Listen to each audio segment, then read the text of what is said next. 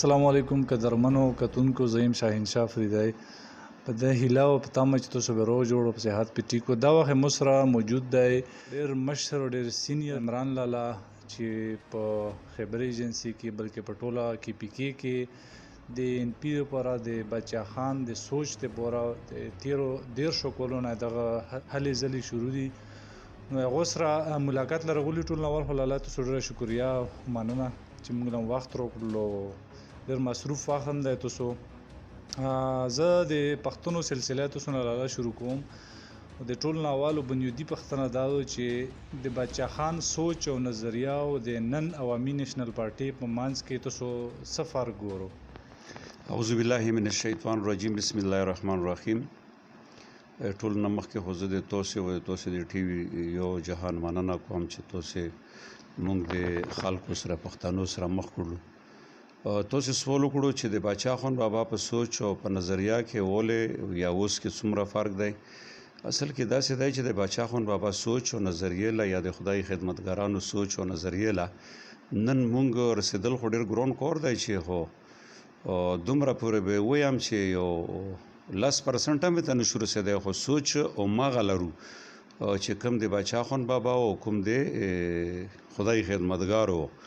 هغه ټیم کې خدای خدمتګار ډیر صفا سوتره خلکو باچا خان بابا خپل ډیر صفا سوتره انسان او خو فرق خو انتهایی ډیر زکه دی چې دغه په سوچ کې او د موږ په سوچ کې ډیر زیات فرق دی ډیر زیات لګ نه کافي ډیر فرق دی بالکل لالا یو بل ډېر اهم خبره ویل کیږي چې د بچا خان بابا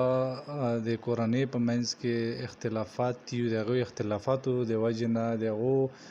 سیاسي قیادت لډیر زیات نقصان ورسېدو آیا په دا خبره کې څومره حقیقت دی داسې د خلکو پروپاګاندا هم کوي او داسې کله داسې خبره شوم نو چې په ولې بوخ کې اندرونی څه اختلافات وي هیڅ اختلافات تر اوسه پورې نشته دا څه وخت موده کې داسې اختلافات راغلي و چې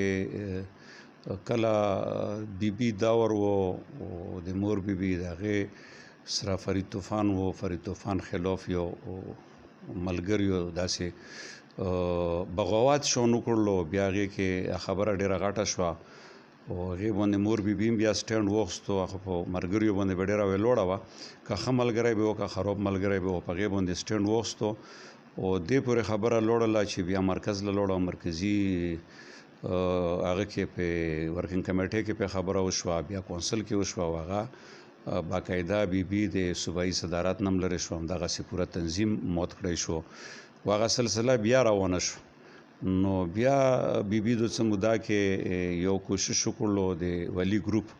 خو هغه بیا ورستو په ان پی کې زم کړی شو نو ان شاء الله اوس داسې پکې هیڅ خبره هم نشته بس هغه خو چې زم شوی بیا اختلافات نه روغلي دي او نشته او نه پکې اسې خل پروپاګاندا کوي عمران لالا موجوده چې کوم یو ایشو به توي چې کوم روانه و د اسفندیار ولی خان چې کوم شوکاز نوټس تاسو لجاري کړو هغه نه بعد تاسو رکنیت خبره شو دغه په حواله سره تاسو څه ویو چې آیا دا کور عیني دو کړه دی غیر عیني دی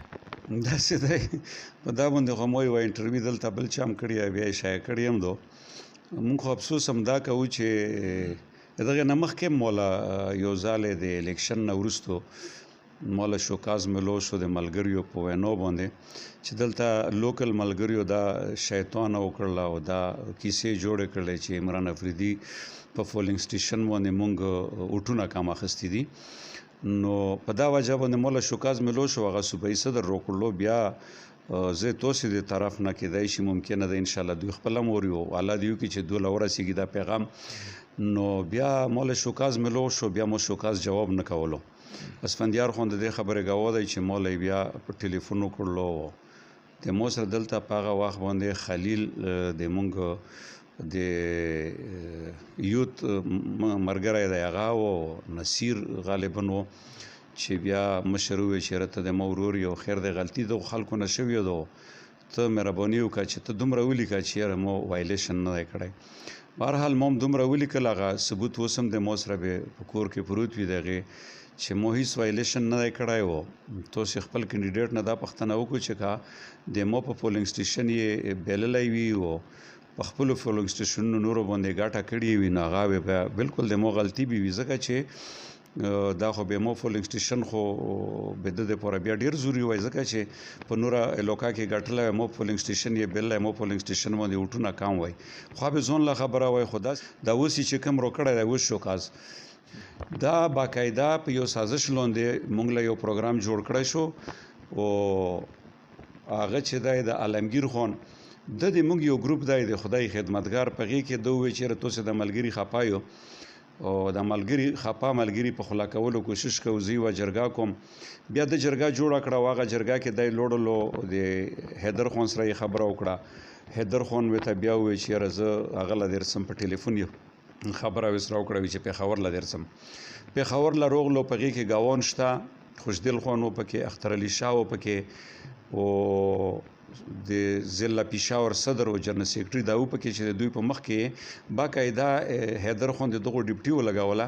چې دوی کوم غونډه روغوړي کوم ملګری رو جمع کړي توسي دغه سره لوډ شو هغه ورغو زه فارغ نه یم چې زه فارغ شم توسي لیکل ته وغلو چې څوک په څه خپاري نو زه بیا لوډ شم الته زه د مرګریو سره بیا خبره وکم